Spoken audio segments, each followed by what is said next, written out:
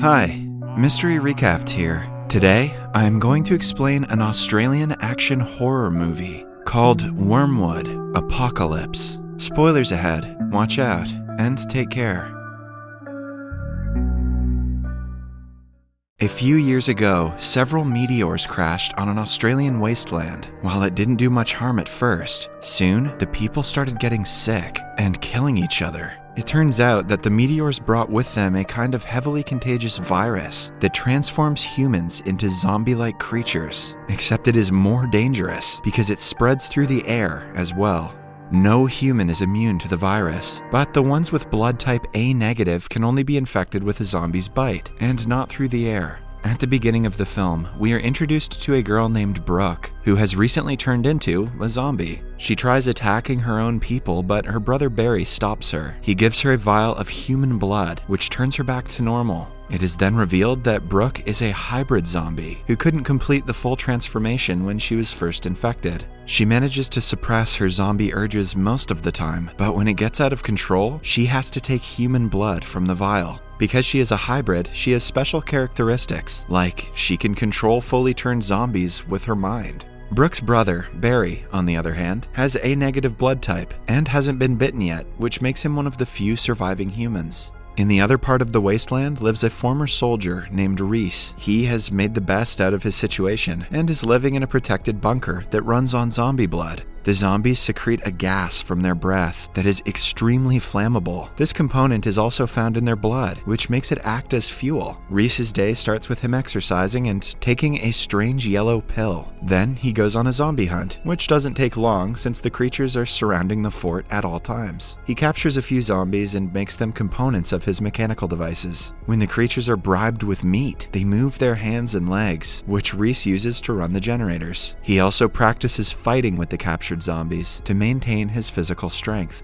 One day, he finds a zombie hybrid driving his motorcycle near the fort. He takes the man down and threatens him with a gun. On finding out that the guy is a hybrid, Reese knocks him out and abducts him. After that, he brings the man to a lab set up by the government as the last resort to find a cure to the virus. The primary researcher is called the Spider, who does various experiments on the hybrids to hopefully find the cure someday. The lab is guarded by many soldiers to keep it safe from the enemies. Reese frequently brings hybrids to the lab to help the doctors since he also wants the world to go back to normal. In turn, he is given the yellow pill. They are used to make people temporarily immune to the virus. The pills are the only reason Reese hasn't been infected yet. That day, he is given a picture of two hybrid sisters as his next target. He thinks he is making a difference in the world by capturing the hybrids for a better purpose. Hence, he works hard to find his targets. Then, we are introduced to the hybrid sisters, Maxie and Grace. They are driving to a secret hideout when Grace's zombie instinct takes over her body, making her aggressive. She tries to hold herself down but isn't successful.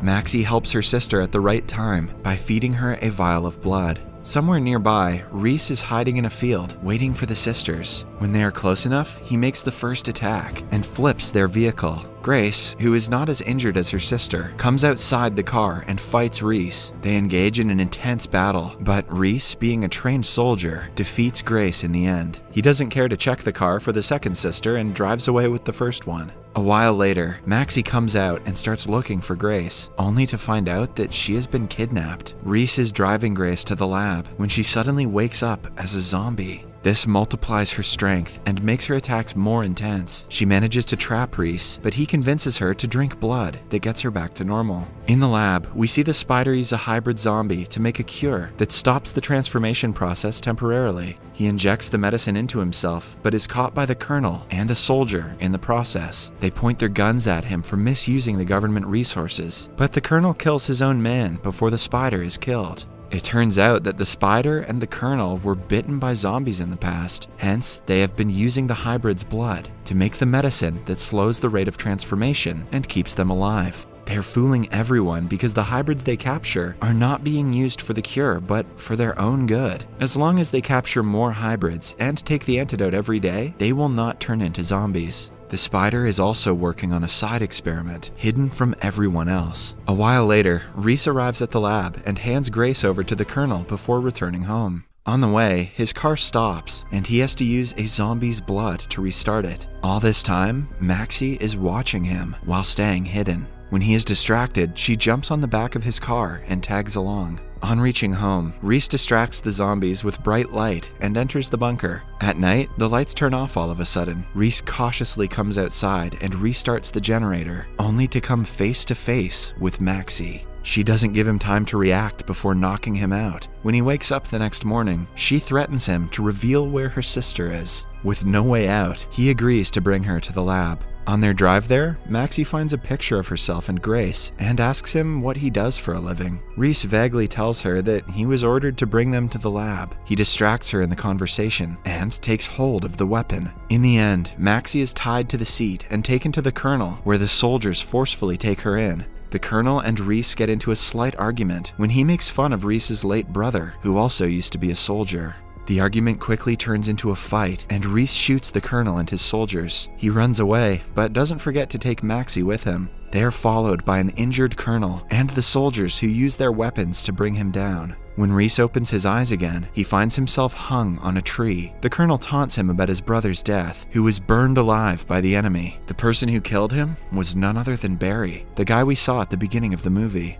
Following that, Reese is left to the zombies. He tries his best to hold himself up on the tree, but it doesn't work for a long time. A zombie is seconds away from biting him when they suddenly freeze. A confused Reese looks ahead to see Brooke and her team in front of him. It is revealed that Maxie is also Brooke's friend. She brought them to save Reese, since he saved her life earlier. They take him hostage yet again and ask him to reveal where Grace is. Reese refuses to say anything and recognizes Barry as the man who killed his brother. Brooke and the zombies attack the guy, leaving him no option but to cooperate. He tells them everything he knows about the Colonel and the Spider. He thinks they are doing a great job by looking for a cure, unaware that nothing of such sort is happening in the labs. A few hours later, the group breaks into the lab and finds decomposing zombie bodies. It is clear that the doctors are performing experiments on the zombies, but they cannot let them kill Grace. They also see the yellow pills being made out of the remains of the dead bodies. Inside a tank, Barry finds the corpse of the hybrid that Reese had brought to the lab. A lab worker reveals that all the hybrids are killed as part of the experiment. Their blood is used to make an anti-transformation serum for the Colonel, while the remains are used to make the yellow pills. Reese is shocked because he was told that they were not being harmed. He realizes that he was being used and kills the worker in a fit of rage. After finding out the truth, Brooke controls a bunch of zombies and sends them into the lab to kill everyone.